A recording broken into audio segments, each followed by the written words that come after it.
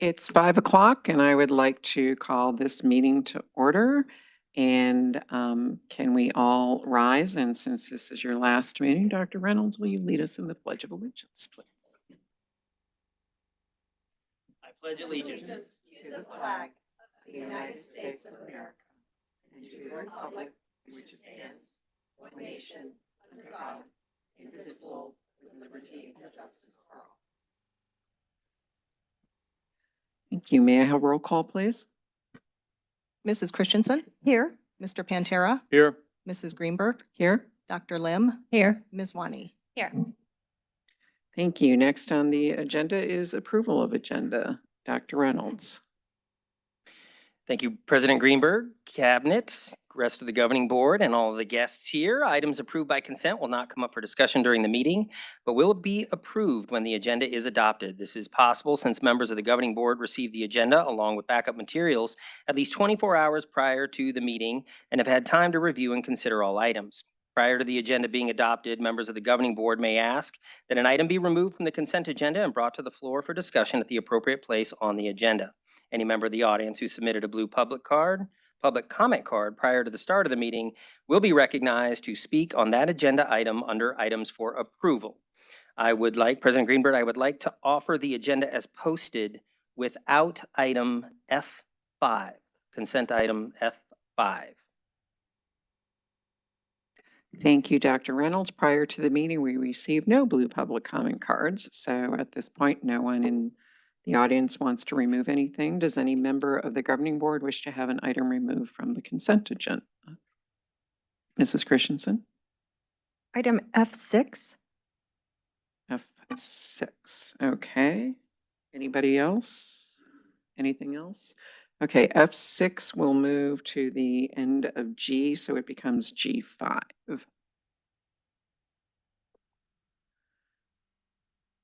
All right. Mrs. Christensen, may I please have a motion to approve the meeting agenda and recommended consent agenda items? So moved. All those in favor, please say aye. Aye. Any opposed, say nay. Any abstentions? Motion passes unanimously. Next on the agenda is governing board statements. Anybody want to go first? Let's Ms. just skip statements this time. Nothing notable happening. I'm just kidding. I'll go, and I don't usually do this, but I did actually write them down so I stay on track and make sure I say what I really want to say. So as many of you know, we are we're saying see you later and we'll miss you to Dr. Reynolds and to our wonderful board secretary, Deanne Chisman. And so Deanne, I've known you for a long time, but I've only been able to work with you in the capacity as a board member for a short period of time. But within that period of time, it is apparent. It was apparent to me when I was a parent and very apparent to me as a board member that you truly are the glue. You're the glue and you're the guide and you're the compass, and just so incredibly grateful for the service that you have provided to this entire community. And you do it with such joy and kindness and a very also witty sense of humor that I also really appreciate. So I know you're just gonna live the next best chapter, and know you can always come and say hi, and we'll be here welcoming you with open arms. So I have so much gratitude for you and for what you bring to this district. So thank you so much. Dr. Reynolds. So you've been here a year, and only, again, part of that time I've had the, joy of being able to serve with you. And so grateful, again, just to come in with the two of them and be able to learn through two individuals that have such experience and passion. And, you came in this year, but you've been a PV, inspired, deep rooted into this district for many, many, many, many, many, many, many, many, many, many years. And I truly feel that you were the bridge that this district didn't know we needed, or maybe we did. Some of us did maybe know we needed. And you've brought calm and clarity and connection every single day that you've been here. And you make it look easy, which is wonderful. And also kind of challenging, right? Because you make it look easy.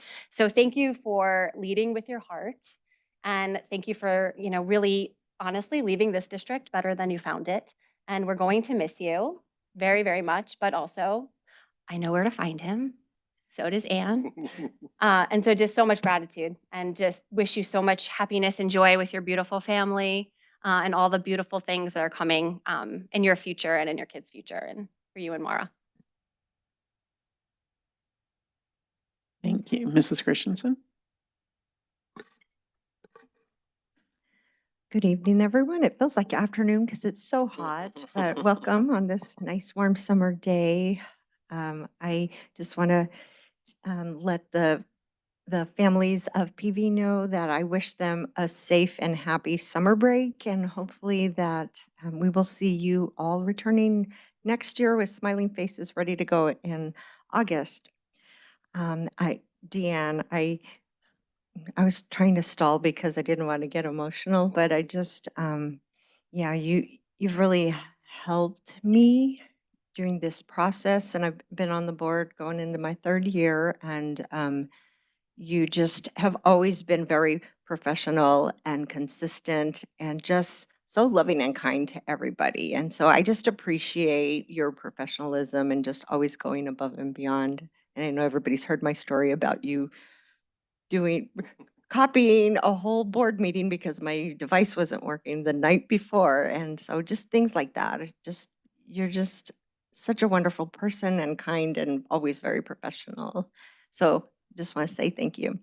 And Dr. Reynolds, as we had chatted before, I was the skeptical one with you coming in because everybody talked like you walked on water. And I was like, no, I only know 2 people that walked on water. One was Jesus and Peter, and I didn't think you were either one of them. So I was skeptical. We had a great one-on-one right out of the gate and rapid fired my questions. And so I just wanted to let you know how much I appreciated your candor. And, we don't always agree, the board doesn't always agree, but I feel that the relationship with you had improved. I'll just leave it at that. It was a better relationship than I've had in the past with past superintendents. And so I just wanted to say thank you. And you will be missed. And we appreciate the fact that we were in a difficult situation prior to we're trying to do a superintendent search, and an opportunity came up, and this was as Ms. Wani stated, it was a good bridge to get us to a better point. And so I just want to say thank you from the bottom of my heart. Mr. Pantera? Thank you, President Greenberg. Of course, I'm going to reiterate what my colleagues said about your service here, Dr. Reynolds. Let's just say that I know you took up the PV torch and you carried it proudly. You did not stumble. And you kept that culture and you kept that way of thinking around here alive. And I'm very, very much appreciative of that, of most of the things. I'd like to also say something about what I did since the last board meeting. Can I go that time to do that? Since the last board meeting, I attended the Arizona School Board Association's, summer leadership retreat. One of the things that happened there, they had a 5K, not a 5K, a fun run. And it was great. I had a great t-shirt. It's got Perry the Pine Cone on it. I'd show it to you, but my granddaughter decided to look better on her than me. And so she liberated it, and she has it now at home. That's Matilda. Matilda, keep it clean. Don't get it laundered regularly. That's not why I went, though. The thing was that leadership, like what Dr. Reynolds has demonstrated throughout his tenure here that year, and even when he was working for our district as a principal and such, is what we always try to do better and better and better. Did my 3rd workshop of this leadership conference, and every time I go, there's something new. You meet other teachers, other leaders in different districts throughout the state, and they have some of the same problems we have, and they're dealing with them differently, on retaining staff, lower student attendance, that kind of thing. Everything, misinformation, all these same topics that we're dealing with, they're dealing with. And I came back with a lot of new ideas. I'm looking forward to it, the next retreat, and whenever I can, to share those ideas with the cabinet and the rest of you here. And again, thank you, Dr. Reynolds. That kind of leadership is what you inspire us to do and strive to be better with. So thank you. Thank you, Mr. Pantera. Dr. Lim? All right, so I'm going to follow the trend, obviously. So I want to take a moment. As everyone knows, I went to school in this district, but I went to some pretty special schools with teachers and leaders that stayed at their schools for a very long time. Some of them just retired this year. So they had deeply committed roots to the schools they were at and were passionate about the students that came through their halls. So all my engagement up until joining the board was at a kind of a local school level, whether it was my schools I went to or the ones my kids went to. And when I started at the leadership level and really got to know Dr. Reynolds and Deanne, it was a clear demonstration of both of them about how committed they are to PV as a district and every single student that is here. Deanne has been nothing but a pillar of supporting me. My youngest, who is just one of many kids at this school, has gone through a whirlwind of health concerns with 2 open heart surgeries just this spring. And Deanne has been nothing but patient and supportive and constantly asking how she is before she asked me to respond to the 20 emails I have not responded to. So she has been kind and patient and always concerned about one of the littlest learners here in PV and how she's doing.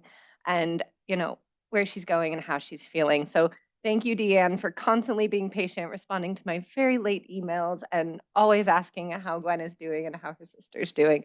I truly appreciate everything you do, and your commitment to PV is demonstrated through those little acts of kindness you've sent my way. For Jason, I want to say thank you for demonstrating at the leadership level that the commitment to PV is carried all the way up through this district. I think when you're at the local level, you sometimes question whether leadership sees things the same way you do at the school level. And obviously, I know many people at the school level. Thank you for demonstrating that you wholeheartedly believe in PV and coming in an interim year and doing more than was really required of you as an interim superintendent. You did amazing work here in just 1 year and truly believed in every single one of our schools and every single student and staff and teacher present on those campuses. I appreciate you being a constant pillar of support and standing beside our district in such a way. It was 1 year. We will truly miss your presence, but we will feel it as a lasting impression here in PV. So thank you. Thank you, Dr. Lim. I've got some things to say, and as everybody knows, I prepared them because I don't do good with impromptu. So Deanne, when people talk about the power behind the throne or the person who makes all the trains run on time or any other, countless idioms to describe the people who know it and do it all, they and we are absolutely talking about you. There is a reason that so many accolades have been said about you, and every single one of them is true and deserved. You make us all look not just good, but knowledgeable, which is no small feat because that really applies to our district as a whole. And you do this while calming down irate callers, juggling dozens of details about a trillion things at once in your head, and smiling through it all. I don't know what it's going to feel like when you are no longer here after working with you for so long, but I do know that you and Mike are going to enjoy your retirement and your grandchildren to the fullest, as you should. And it is with deep appreciation and love that I say thank you. Jason, I'm really, really glad that you took my call those many months ago, because I know this is not exactly what you had planned for your retirement. But I am truly grateful that your love of PV and public education led you back to this district and this office. In the years since you've returned, you've been such a beacon for both, such a role model for all of us, and such a joy to work with. You came back understanding that we were still working through changes that were redefining pieces of PV and education, and your leadership has gotten us to such an amazing place once again. I've been incredibly spoiled by working with many superintendents who embody what it means to be a leader of a school district, focused on students and teachers, focused on family, focused on the future. And you are one of those people, as I always knew you were and would be. I did not want to say goodbye 6 years ago, and I don't want to do it now. So please don't lose my number, as you threatened to do at all admin last summer, because I can't imagine not being able to continue the conversations that have been so incredible this year. I want to thank Mara and Bailey and Declan, because I know this wasn't what you guys had planned for this year either. And I want to thank you for all you have done for me and for PV, my friend. And I know you look forward to your re-retirement and your final year as a parent in the district. Thank you.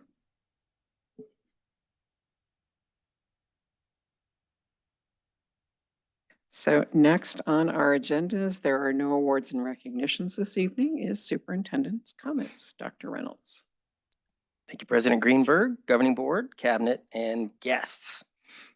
In PV schools, we engage, inspire, and nurture students through high-quality instruction, meaningful educational opportunities, and dynamic learning experiences. One of those opportunities is our collaboration with Paradise Valley Community College through the VIP College Corps. Each year, Paradise Valley Community College proudly bestows the Beth Koneman Community Impact Award upon remarkable individuals who significantly enrich the greater Paradise Valley area through transformative community efforts. This year, our very own Marisha Garrity, volunteer specialist, received the prestigious award, recognizing her exceptional work in promoting student success, community collaboration, and educator development through the Volunteer in Paradise Corps program in PV schools. So congratulations and thank you for your hard work and dedication to the VIP program. I want to extend a huge congratulations to our marketing and communications department. For the third consecutive year, they've received state and national recognition for their outstanding work. This year, their honors span multiple categories, including podcasting, photography, video, newsletter communication, social media campaigns, and special purpose publications. Beyond these accolades, the team was invited to speak at several professional conferences and development center sessions, solidifying their reputation as leaders in school PR. Their continued excellence truly upholds our long-standing history of achievement. So congratulations to our team. Okay.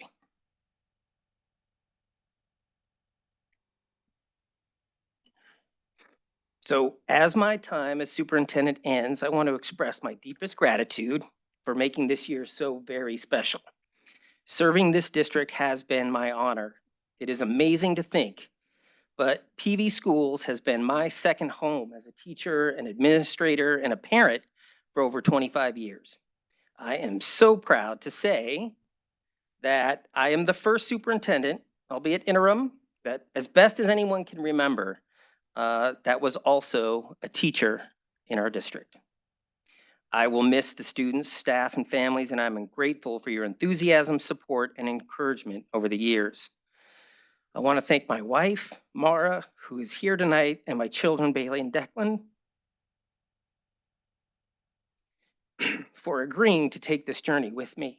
You are the foundation of everything that I am, and I love you all so much. It is not easy being the family of a public school superintendent, and your patience and your love and your kindness are just incredible, so thank you. I also want to thank Mrs. Chisman and her husband, Mike, who is also here this evening, as tonight is, as you heard, their last governing board meeting as well. Deanne, thank you for staying one more year and for being by my side and making me look good, but also for your 29 years in PV and everything you have meant to the students, staff, parents, and this governing board. Your expertise is second to none, and your leadership will be greatly missed. I truly could not and would not have accepted this challenge without you, and it is an honor to retire on the same day. I want to say thank you to the cabinet for your support and for accepting me as your superintendent. Your passion and your expertise is amazing. So thank you for helping to lead our district and for being wonderful representatives of public education. I want to say thank you to Ms. Wani and Dr. Lim for accepting the challenge of helping to lead this district. Choosing to run for a public school governing board is courageous and commendable. but serving is truly a commitment, and we are a better district because you are here. Mrs. Christensen, Mr. Pantera, President Greenberg.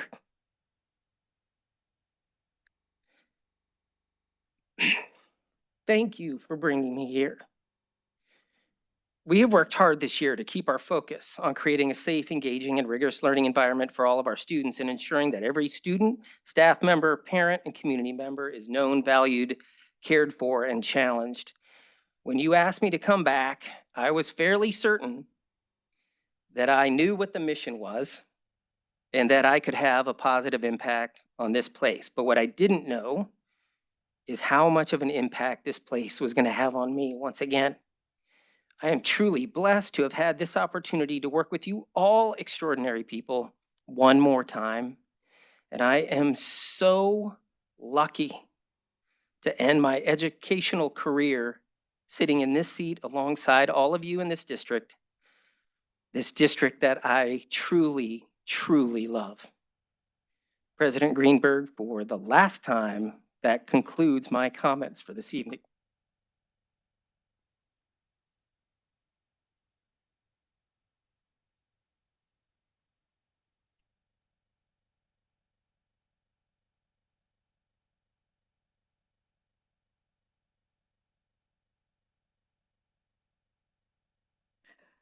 And now we actually have a meeting to go through.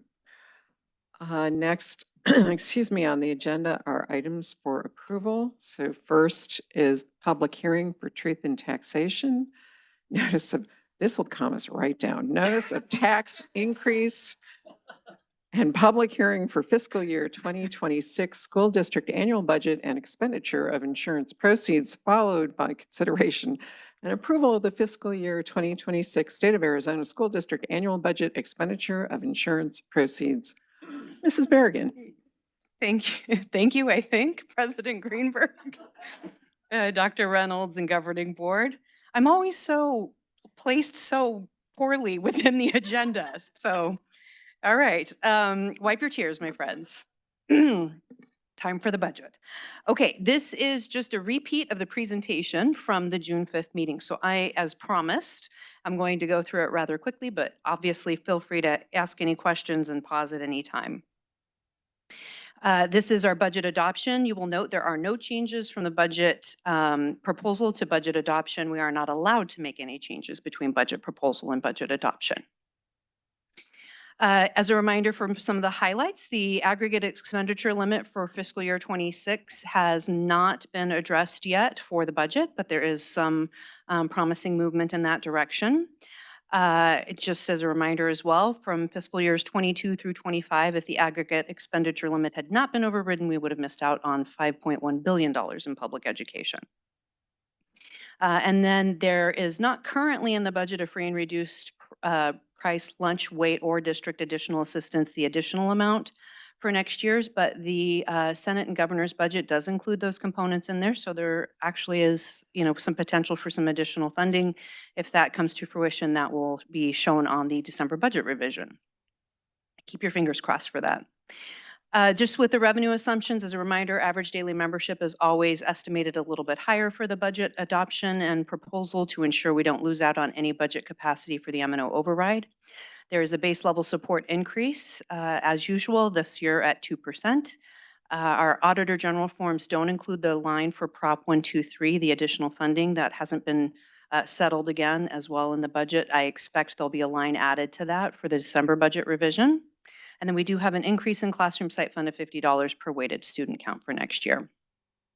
In terms of some of the expenditure factors, I won't go through all of these again, but these were the salaries and benefit increases, really, in all cases that we were able to make for each of our bargaining groups moving into next year.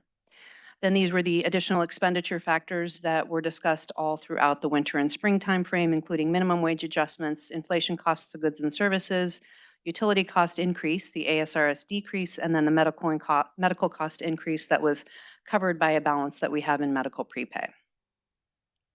The next few slides just summarize the total budgets for each of the various areas. This includes our basic, what we call the operating expenditure budget, which includes maintenance and operation, our largest fund, which is calculated essentially by that base level amount that we talked about, and our ADM, our average daily membership. These are our capital fund expenditures moving into fiscal year 26. Federal and state grants, as a reminder, we'll see that federal grant coming down because we no longer have ESSER 3 funding for fiscal year 26. And then our debt service and a combination of really all of our other funds that are summarized on page 6 of the budget. And I think the most important part about the tax rate is that it's going down. So I'll get to the bottom line there that everybody cares about. Tax rate is expected to go down by a little over 41 cents. And then moving on to truth and taxation for that hearing that has to happen. I talked about truth and taxation last time. We are required to do that if we have any changes to various components within our budget, one for us being the adjacent ways portion of our budget, and that levy for next year will be $1,075,000. But just as a reminder, our total budget is just under $500 million, $483 million, so it's a very small component, not even 0.25% of our total budget. We do have that legal requirement, and it requires us to publish this truth and taxation notice in a newspaper of general circulation, which was published on June 5th. Then holding the public hearing, which we are doing this evening, with a roll call vote of the board. And then we notify the Property Tax Oversight Commission of the hearing and the vote after that is complete. This is just a copy of the truth and taxation notice as it read in the paper. And as a reminder, the assessed value of a home of $100,000, that increase shows on there as an increase from 0 cents, which is what it was back in the 1990s when this started, to $2.23. But as a reminder, the year we're currently in, fiscal year 25, the adjacent ways tax was $4.36 per $100,000 of assessed value. So our adjacent ways amount for this year is actually a decrease of a little over $2.12, or what would equate to 18 cents per month less on a $100,000 home. And one final reminder on the adjacent ways that can be used for improving any public way adjacent to a parcel of the district, so sidewalks, sewers, utility lines, fire lanes, and fire lanes is generally what we use that for, as well as safe ingress and egress into schools. Our adjacent ways projects coming up are removal, replacement, and/or sealing of asphalt at Campobello, Greyhawk, Wildfire, Sweetwater, and our support services building up on 32nd Street, just north of the 101. And then our Indian Bend rebuild to include fire lane as well as safe ingress and egress to the school. And one final reminder on our transparency and accountability. This comes from our one-pager that we created a couple of years back to just discuss the differences between districts, charters, and private school, all of whom receive public funds. We have a great deal of transparency and accountability that is required of us, and we are happy to have that transparency and accountability. It is public funds, and we believe that we should be open and transparent with our community. And with that, I'm happy to answer any questions. Thank you, Mrs. Berrigan. Mrs. Christensen, may I please have a motion to approve the fiscal year 2026 school district annual budget and expenditure of insurance proceeds as presented? So moved. Does any board member have any questions or comments? Mrs. Christensen. Yes. The adjacent ways projected projects where we talk about the asphalt, can you explain why you explained it last year, but just for our public, because I know that I'm going to get calls. Why are they pulling up the whole parking lot at XYZ place, and then rather than just sealing it? Can you explain that process? Because we do get complaints, at least I have in the past. Yes, Mrs. Christensen, thank you for the question. Just to note, the top there says, can we get that? Can I get the slides back up? Because I actually forget the specifics of what it says. But sometimes we just seal and recover the lot, but sometimes we do also replace the asphalt too.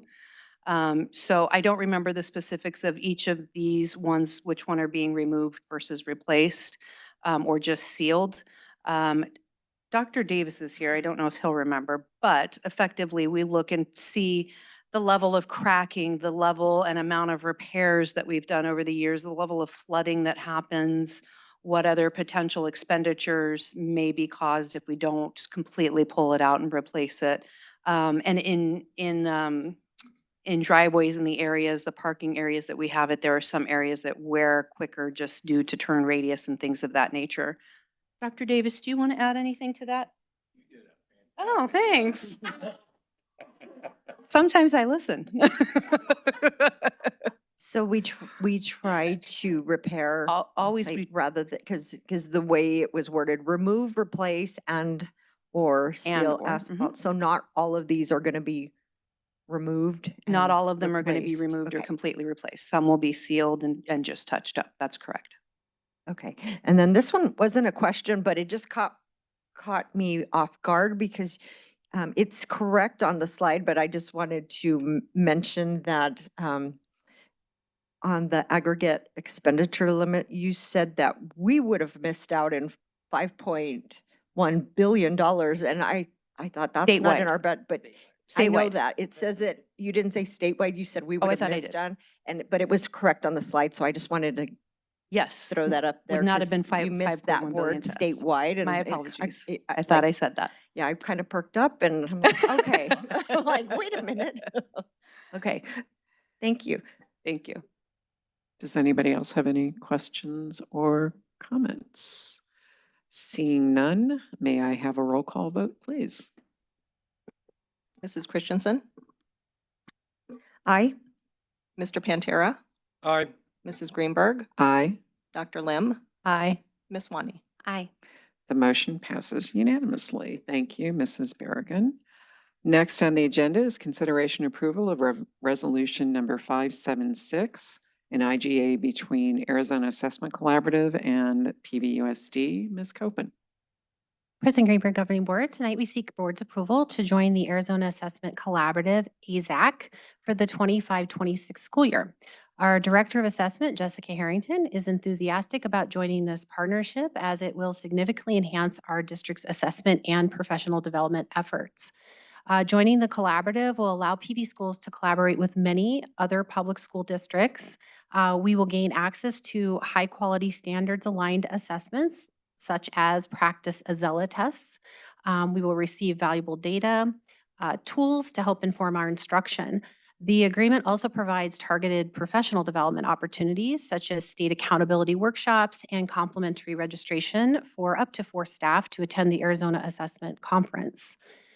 We believe this IGA with AZAC will be a significant asset to our district, directly contributing to improved instruction decision-making ability and student outcomes. We request your approval, and I'm happy to answer any questions. Thank you, Ms. Copen. Mrs. Christensen, may I please have a motion to approve resolution number 576, intergovernmental agreement between AZAC and Paradise Valley Unified School District as presented? So moved. Does anybody have any questions or comments regarding this item? Okay, seeing none, all those in favor, please say aye. Aye. Aye. Any opposed, say nay. Any abstentions? Motion passes unanimously. Thank you. Next on the agenda is consideration approval of resolution number 577, a memorandum of understanding between Arizona State University and Paradise Valley Unified School District for school year 2025-26. Dr. Corson.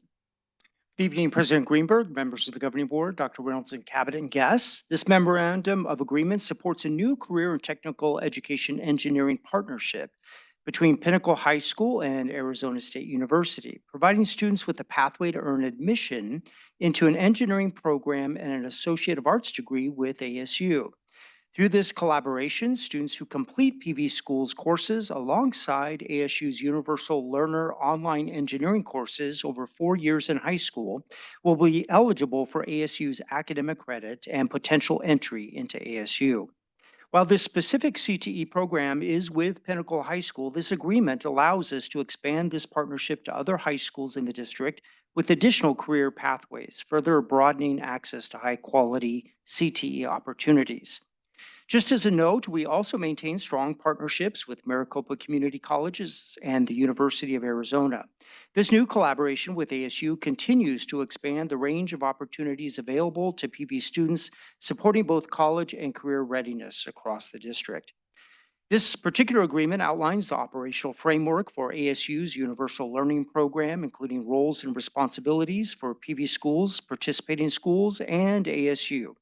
It details enrollment procedures, credit eligibility, financial terms, data privacy compliance, and promotional guidelines. This agreement has been reviewed and approved by our legal counsel, and we do recommend approval this evening, and I'm happy to answer any of your questions. Thank you, Dr. Corson. Mrs. Christensen, may I please have a motion to approve resolution number 577, a memorandum of understanding between ASU and PVUSD for the school year 2025-26 as presented? So moved. Does any board member have any questions or, Ms. Wani, saw you first. Thank you for that. I just have a question around just like the invoicing piece. Like how does that work? I know with like the Maricopa County like dual credit, right? Like it's kind of you set up the portal and it's very confusing, but you eventually get through that and then you lose your password like 20 times. Maybe that's just me and you can't get in, but then eventually and you pay directly, right, to like through Maricopa County college. Is that a similar? Because I couldn't. It didn't seem like that's the same thing. Right. Right, okay. Right. They provide that, well, they do provide that provision for us to work through our district. However, in this particular partnership, students will pay directly to ASU for the credits that they wish to take. And so it's a similar. So students that decide they want to do this and parents are on board, they basically will sign up through the portal through ASU, pay the fees directly. And is it like per credit? Is it per class? Ms. Wani, it is based on a tuition per credit, but each course is approximately 3 credits, and so they pay that tuition.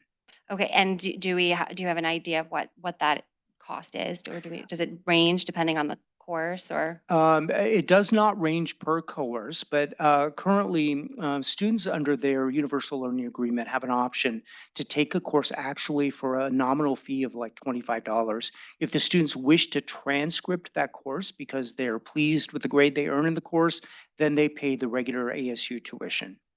Okay, so that's wonderful. So in order for them to take the course, have the experience, it's $25. They do great, they do well, they want to apply it for college credit, then they pay the remaining, whatever that amount is, directly to ASU. That's correct, Okay. Ms. Wani. Thank you. You're welcome. Does anybody else have any? Dr. Lim? So programs like this obviously set us as a district apart from maybe other high schools that are offering this. Can you go into detail kind of, are there other districts or other schools in our, our sphere of schools that districts we think about ours against that have similar programs, or is this something that's going to be unique to, North Phoenix due to us taking on this in Pinnacle? Dr. Lim, there are several districts that currently work with ASU through this program. Mesa comes to my mind, for example, is one district that has partnered with them just recently. There are other districts that are interested in that but have not yet partnered with it. We are one of the early adopters of this partnership. Great. Thank you. You're welcome. Does anybody, Mr. Pantera? Yes, I'm a great fan of these kind of programs. Any kind of partnership with our district is great. A lot of more partnerships, especially if they're local, more local than ASU, are great. They knit us together with the community that much tighter. And this is CTE. It's already strong in our district, and this is just going to make it even more stronger. Sounds like a great, great thing. Thank you. Mrs. Christensen? Since they potentially would be getting college credit, these are the same type of classes that they would be if taking at ASU, or is it geared toward high school? So I'm thinking about academic rigor here. So, Ms. Christensen, the courses that the students take through the ASU academic learning platform are in fact ASU engineering courses that are college level that students would be earning college credit for and are taught by ASU instructors. thank you for bringing this to our district. A lot of parents have been requesting they want more academic rigor for especially their engineering bound students. So hopefully we can expand it out to the remaining high schools eventually. Absolutely. Thank you. So I have a question. So if a student, decides to do this and they like their grade and they pay and they get their ASU credit, are those credits transferable if they go elsewhere beyond ASU for college? Or is that, as I assume anything like AP credits and things, that's going to be at the discretion of the college they attend? Yes, President Greenberg, it is going to be the discretion of other universities to determine whether or not they want to accept ASU's version of the course. There are many partnerships, obviously, between in-state universities. When you begin to expand beyond to out-of-state universities, it does become questionable in the discretion of the college or university. Which would be the same for like any ASU course. It's not just this one, but. That's correct. Okay, thank you. And thank you for bringing this. What everybody else said, I think the more we can offer and the stronger and the more rigorous, I think is, spectacular for our students. Does anybody else have any of the comments or questions? Seeing none, all those in favor, please say aye. Aye. Aye. Any opposed, say nay. Any abstentions? Motion passes unanimously. Next on the agenda is acceptance of gifts and donations. I would like to review a few. At Liberty Elementary, Scottsdale Charles gave $5,000 as an education grant. At Palomino Primary, General Dentistry for Kids provided $1,500 for student programs and classroom resources.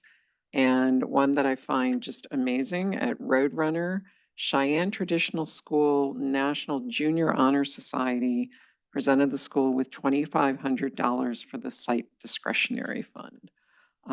Thank you to all of the donors. If any of you are here in the room, your generosity is much appreciated. Mrs. Christensen, may I have a motion to accept gifts and donations, please? So moved. Does any board member wish to make any comments, questions? Seeing none, all those in favor, please say aye. Aye. All those opposed say nay. Any abstentions? Motion passes unanimously. Next on the agenda is the item that was removed from the consent agenda. So this was former F6, now G5.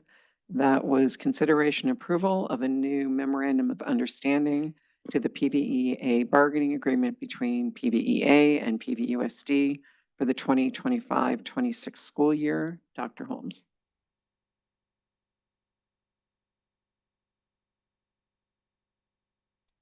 Do you have a question for Dr. Holmes? Yeah. Do we have to make a motion first? Well, yeah, so I thought maybe, is there any presentation you'd like to? No, we've, as presented, we recommend approval of the MOU Okay. between PVEA and PVUSD. Okay, Mrs. Christensen, may I have a motion to approve what we just talked about? So moved. Great. Any board member have any comments or questions? Mrs. Christensen? Yeah. Thank you. I was just trying to understand how, 'cause the detail that we got as board members, it just confused me a little bit with, let me see if I can find it. I apologize. So the purpose is we are having a hard time hiring instructional aides, and it's been challenging in recent years, my understanding, and this is a way to hire them in different positions. It was confusing the way it was worded to me, so I just wanted some clarification on Sure. the purpose and the scope and all of that. It has been more Yeah. challenging the past several years, since COVID especially, to hire instructional aides. We've been running pretty consistently around a 30% vacancy rate. And one of the things that we see at the district level is an opportunity. We see the opportunity to be able to be more effective in recruiting and hiring instructional aides directly and helping place them around the district. But we have language in our bargaining agreement that talks about teachers having being a part of that process. And the way that's always looked is that they've been part of the interview process. So what this effectively proposes to do is to allow us to do some of that work at the district level and then work with sites to find good matches. That's Okay. effectively what we're looking to do. Okay, yeah, I think what confused me was the way it was worded, hire instructional aide to be placed in vacancies across the district. So I wasn't sure if that was only instructional aid vacancies or, okay. that's correct. That's what I was, It's specific to instructional assistants. because yeah, to me, when I read it the first time, I thought, are they doing dual roles? Are they getting paid to be instructional aides and also teaching in other vacancies? It sounded like a fill-in type thing. So I just wanted to make sure that I understood what Yeah, the it's purpose of specific this to, was. to instructional assistants. I mean, Got they, it. they also could pick up additional hours at the school for camp assistant and such, but what this is really about is instructional assistants. Okay, and then last question, are they, are instructional aides certified educators, like if we did have, or are they just, they're more helpers, right? I just wanted Yeah, to. they assist teachers. They work directly with students primarily in special education settings. They are not certified teachers, but they frequently are recruited to go on and get their certification. And we do have a number of teachers who started out as instructional assistants. Thank you. Does anybody else have any questions or comments? Mr. Pantera? So it's an MOA, right? So it's not going to be permanent part of the bargaining agreement. There might be a time when Correct. when it's easy to hire people and we could go back to. This is what for this year. Pardon me? This is for this year only. Ah. It may be something that we address in bargaining next year. Mhm. We'll see. All right, thank you.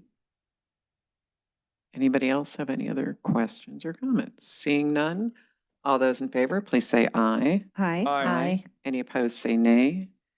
Any abstentions? Motion passes unanimously. Thank you.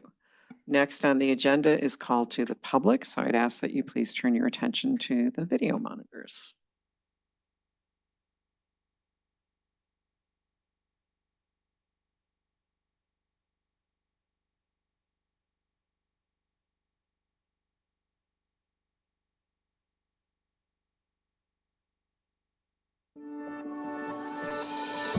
Call to the Public is about to convene. This portion of today's meeting allows the public the opportunity to address the governing board. Although state law does not require that the governing board hold a call to the public, the Paradise Valley Unified School District and its board have chosen to do so because we believe it's important to hear about concerns and issues from our community. While Call to the Public is not designed to be a discussion, the board is here to listen.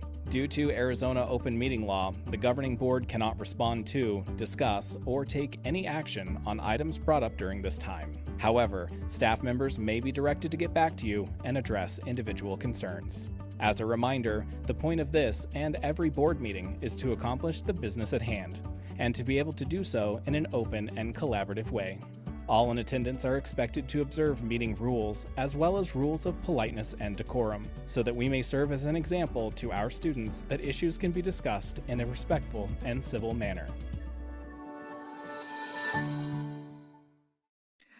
Thank you. Tonight we have two people who have submitted comment cards prior to the start of the meeting, so each speaker will have 3 minutes for remarks. As a reminder, we ask that you please direct your comments to the board with some background music. Please state your first and last name when you come to the podium. Our first speaker is Jennifer Ariza, and our next will be Heather Schmidt.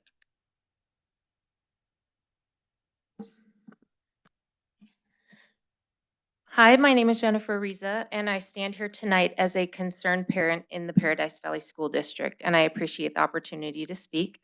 First, I also want to thank Dr. Reynolds for your interim service. We really appreciate it. And to Deanne for your years of service as board secretary. We appreciate both of you. Second, I want to thank each of the board members for all the time that you put into your positions, because I know it's a lot. I also want to thank you for your professionalism and how you present and conduct yourselves in these board meetings. It's really appreciated by your community. Tonight, I stand here as a concerned parent in the Paradise Valley School District, and I do appreciate the opportunity to speak. My concern as a parent in the district is the education and welfare of our students. As I stand here today, I want to advise you that pornography should not be allowed in our schools. I am hopeful that this will be the school board that stands with our community to get all of our pornographic material out of the schools and not add any additional material in the coming years. Our community is concerned about the increasing sexualization of our students, particularly as it's being pushed to lower and lower grades. I'm curious if any of our board members have researched the effects of pornography on children. I'm continually bombarded with messages about the mental health of our students. So I have to ask each of you, do you think sexualized pornographic material is helping the mental health of our students? Or for that matter, our teachers? Because pornography is used to train and desensitize people and increase demand for human trafficking. I don't know if you've known anyone who's been a victim of human trafficking, but Arizona is home to the largest human sex trafficking recovery program, and we are taking elementary age children into this exact program. I just want to highlight this for the board and ask each of you to consider if increasing the sexualization of material is helping to protect our students. And if anybody has checked the libraries recently, do you know how many books we have in our district that have pornographic material? Because I checked today and we still have 60 books. What if Paradise Valley was known for putting an end to pornographic material? I think you would really stand out in the community if you did take a stance against it. Each person in our community that I talk to and I tell them what I speak about at our school board is adamantly surprised. They're like, how is that even happening in our schools today? And I said, exactly. This is why I'm coming and I'm speaking and I'm personally asking each of you to look into it. So I would encourage you to give this serious thought as you continue to review material to approve in this coming school year and any future years that you serve. Thank you. Next is Heather Schmidt.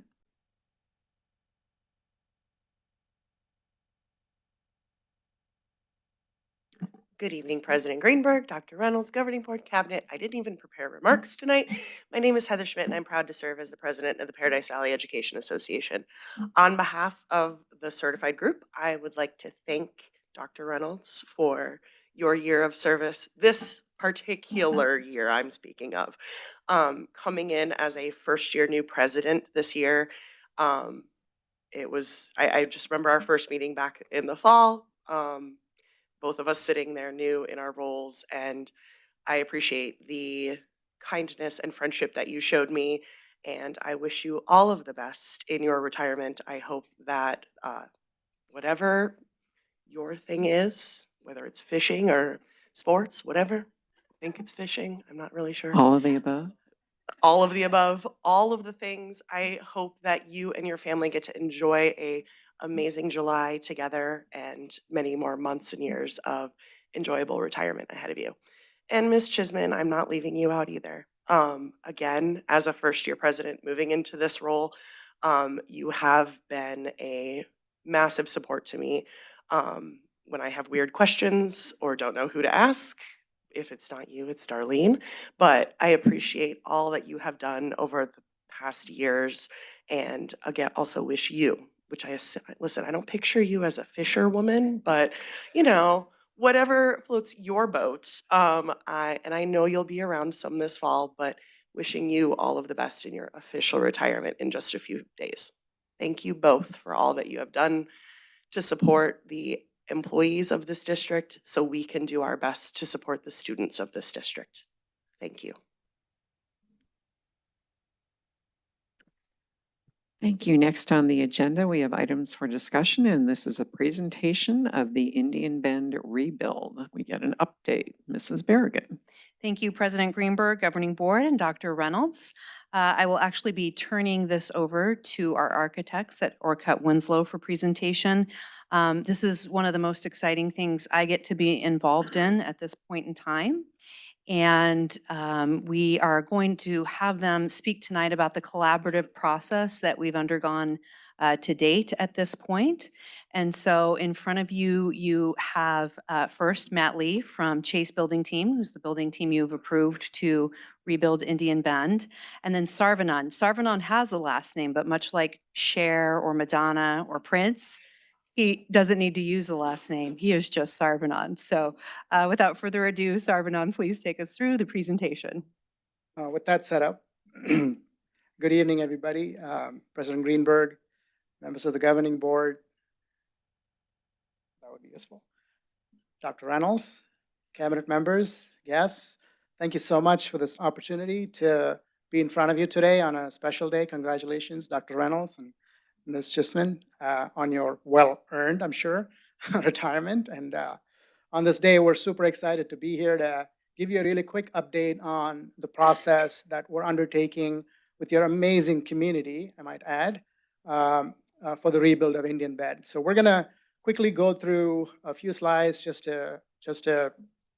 walk you through the beautiful process that is underway, that is going to result in a great project. So real quick introduction, we're with GHC Orchid Winslow. We're an architecture firm that's been in practice for nearly 60 years. Been fortunate to have worked on a number of fantastic projects with communities such as yourselves, really creating grounded solutions with community input, amplifying a community's voice in the solutions that they're very proud of. So we're now super excited to be a part of this process. And I just want a quick introduction to the team. I'm Saravanan Bala. I do have a last name, but it's cool to go by just one name. But so like share. But Saravanan Bala, I'm so proud to be here, and we have an incredible team that I'm standing on the shoulders of. And the project is actually led by Casey Josephs, who is in the audience, who is a proud PV parent of two littles that go to Fireside. And so this is an incredible opportunity for us, specifically with Casey leading this. And so we just wanted to just give you a high-level overview of where we are with this.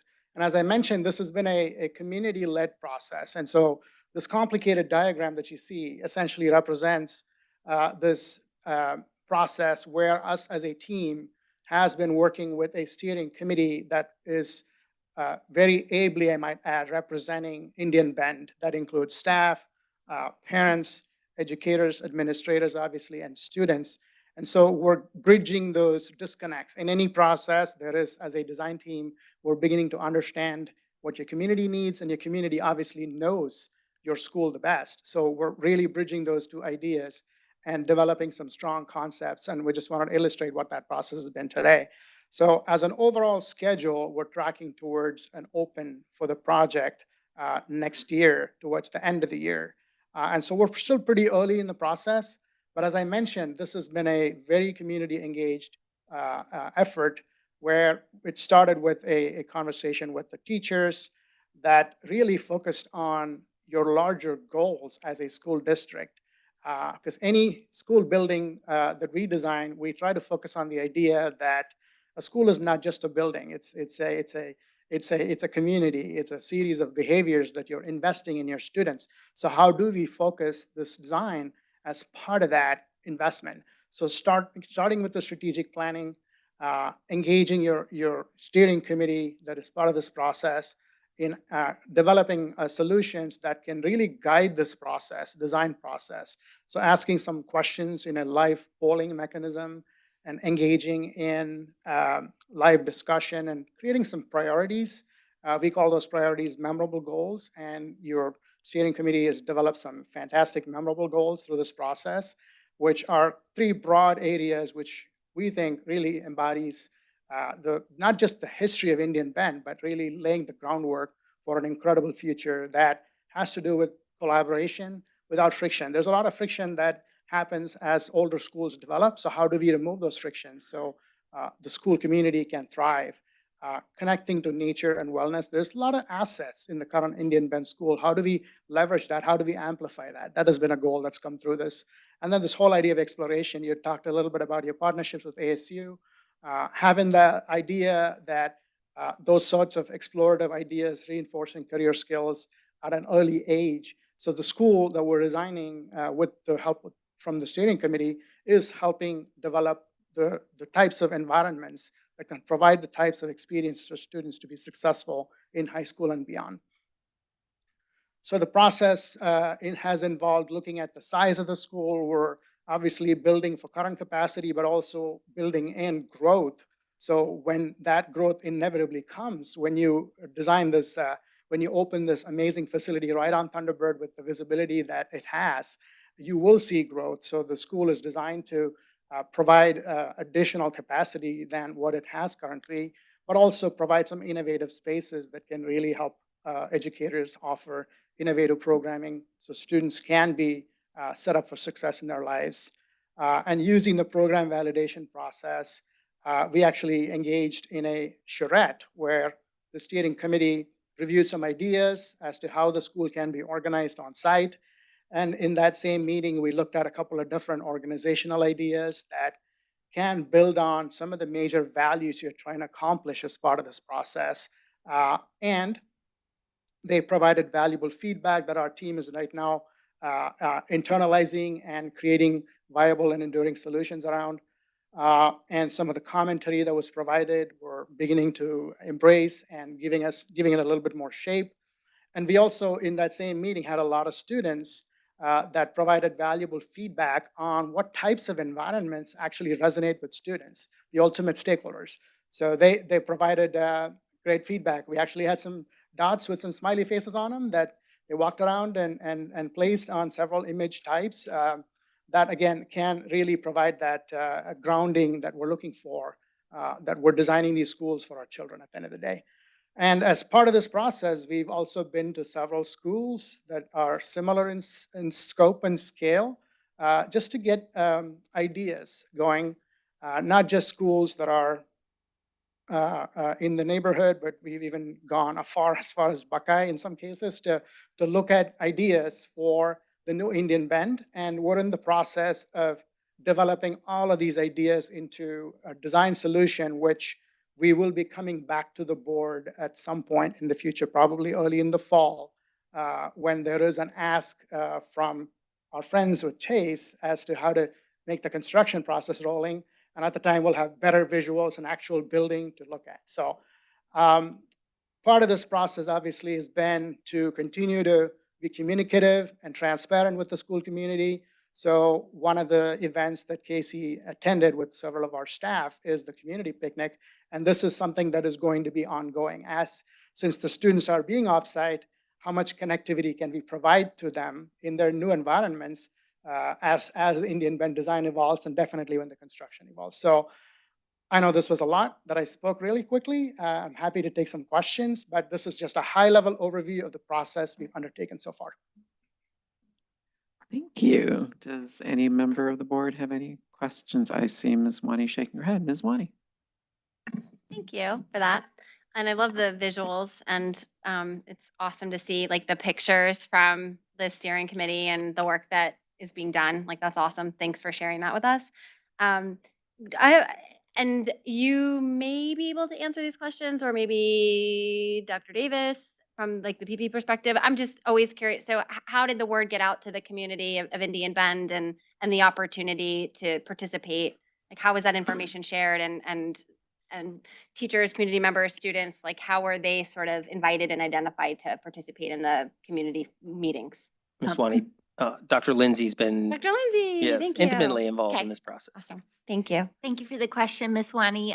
So we had a lot of opportunities to connect with the community, and that really ran through the school and our principal, Principal Marcy. And we sent out invitations to be on the steering committee that went to all of the staff.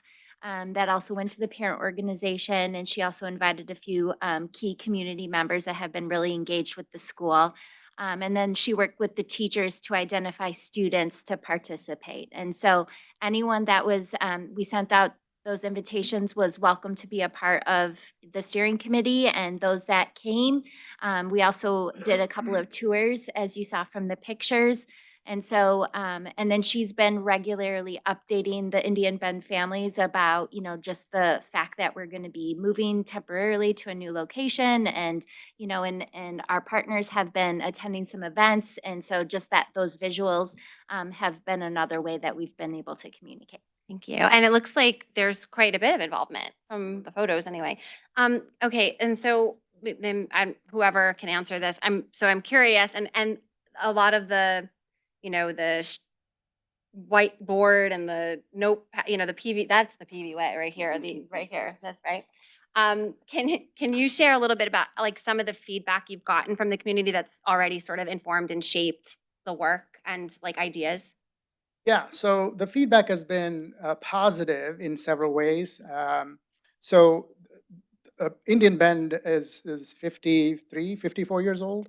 And as schools evolve over time, there are certain things that organically happen that begin to impede the original vision and innovative learning and effective learning.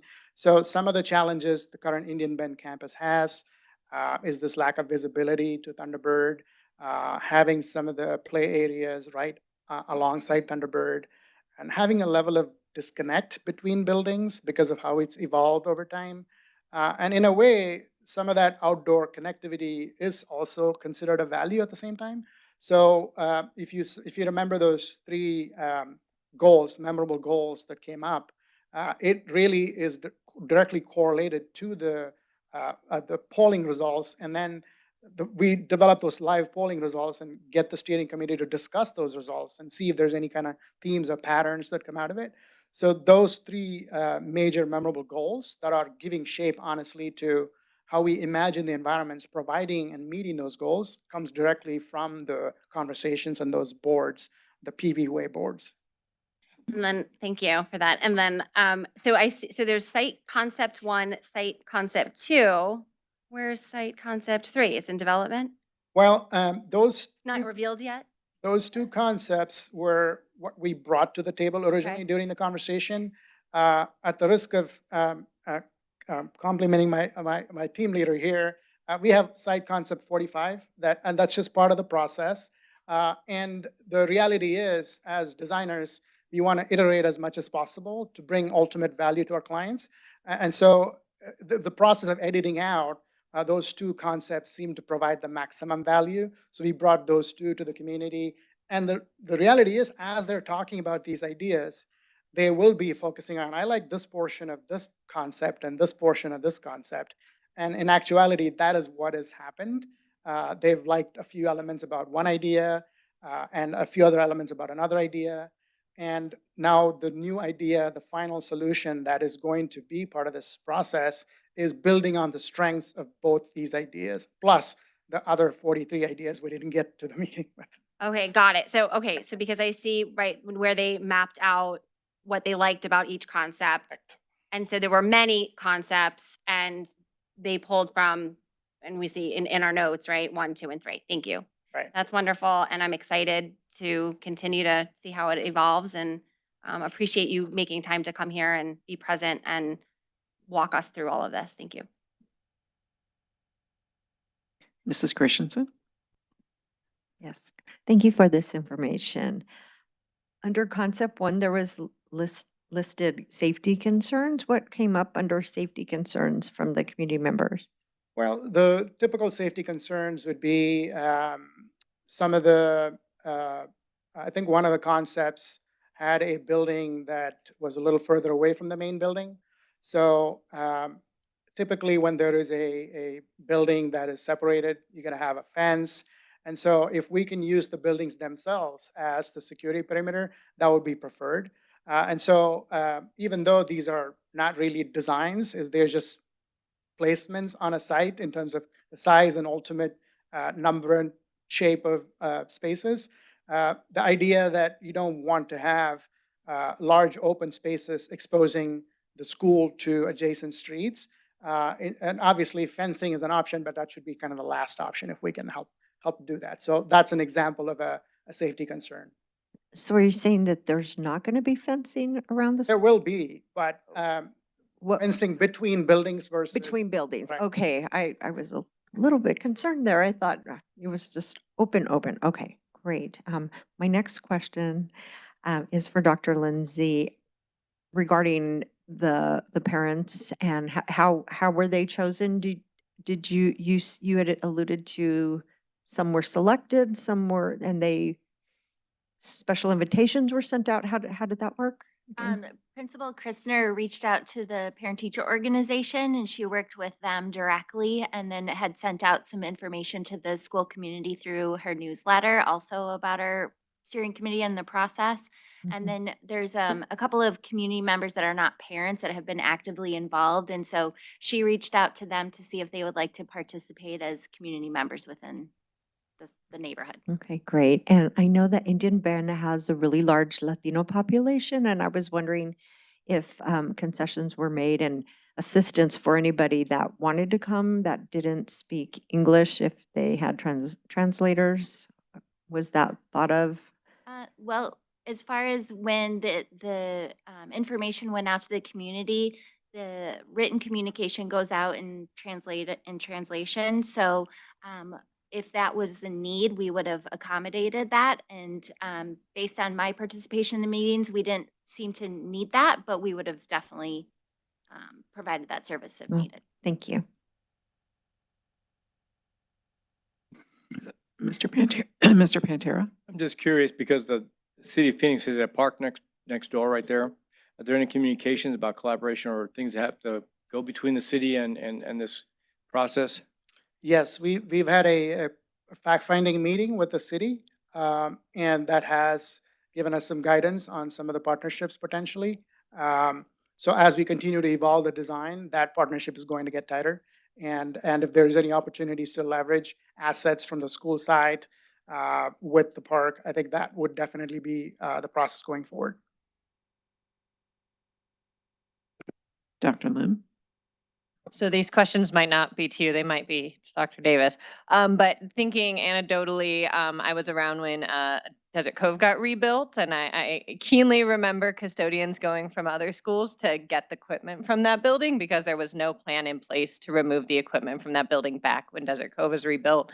And the building was being demolished with equipment inside of it. So I'm just more thinking logistically, do we have measures in place now that we've rebuilt multiple schools in this district to take either material that's within the buildings or any of the equipment that's outside the building that might be still usable for schools that aren't being rebuilt, to improve equipment that may be seeing the end of its life in other spaces in this district? So this is unique in that we are moving from Indian Bend to, what did we decide to call Indian Bend on Nisbet? Indian Bend on Nisbet, yeah. All right. And so we're going to need a lot of those resources, all right, to support our students as they make that move and they're in that space until Indian Bend is ready to go. Yeah, so I think that makes sense for the inside. I think I'm also thinking about logistically the outside. I've raised the same question with James Peely and the new equipment that was put in there for the playground. Like, I know logistically it costs money to move them, but as someone I was in environmental wildlife action group in high school. People can tell you about me being very particular about us needing to recycle at Shadow Mountain and getting a recycle bin set up at Shadow Mountain because we needed recycling. Just wanting to be cognizant of material that can be used and repurposed, finding homes elsewhere in our very large district. Yeah, sure. Our team is very focused on reusing, right, using the resources that we have. And so if that is possible and if there is a need, then we'll definitely look to do that. Mrs. Christensen? Thank you. I brought up this question the last time when we did the initial, and I'm sure that it is in the planning, but how are we going to protect the community from during the demolition process with some of the old materials that maybe they're still in these older buildings of 50+ years? And that's been, yeah. I can speak to it. Yeah, so fortunately, as Dr. Reynolds mentioned, we're moving the kids into another campus. So obviously the kids will be away from everything. We will fence everything off. We're working diligently with Dr. Davis and his team, really looking at asbestos in the building, really making sure we're doing our due diligence on the front end to make sure everybody's safe, nobody's going to get harmed, and really do our due diligence. So, yeah. Okay, thank you. No, we're very fortunate, right, to have a team that has done this many, many times. And so we appreciate their due diligence in that area. Thank you. Yeah, and I do like the name Indian Bend on Nesbitt. It reminds me of Mr. Rogers' Neighborhood back in the day. So I like the name. Thank you. Great. I don't actually have any questions. I just want to thank you both, or thank you all for the presentation. Incredibly excited. I guess, Mr. Lee, I was going to ask if you had anything to add, but you just did. So I won't put you under this, microscope.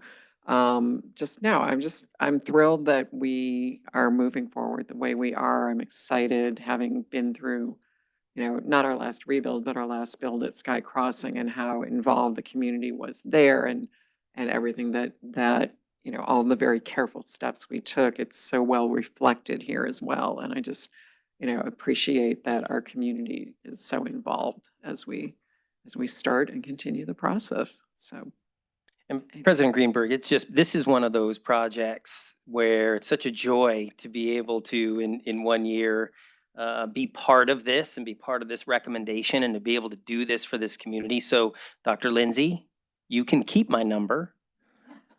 And when we're ready to ribbon cut, let me know, because I'd love to walk through and see the amazing work that's going to be done for these students and the staff, the whole community. So thank you very much. Appreciate it. So before we adjourn, I would like to remind you that the next regular board meeting will be held on Thursday, August 7th, 2025 at 6:30 p.m. So Mrs. Christensen, may I have a motion to adjourn, please? So moved. All those in favor, does anybody have any last anything? All those in favor, please say aye. Aye. All those opposed say nay. Motion passes unanimously. We are adjourned.